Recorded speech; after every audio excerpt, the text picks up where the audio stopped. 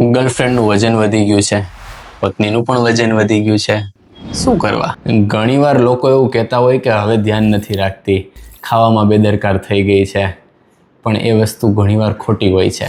જ્યારે એક સ્ત્રી કોઈ પણ રિલેશનશિપમાં સેફ અનુભવ કરે છે, ઇમોશનલી સ્ટેબલ અનુભવ કરે છે, લવડ પ્રેમ અનુભવ કરે છે, ત્યારે તેના જે સ્ટ્રેસ હોર્મોન હોય છે, કોર્ટિસોલ, તે ઘટી જતા હોય છે અને સેરોટોનિન અને ઓક્સિટોસિન નામના હોર્મોન છે તે વધી જતા હોય છે.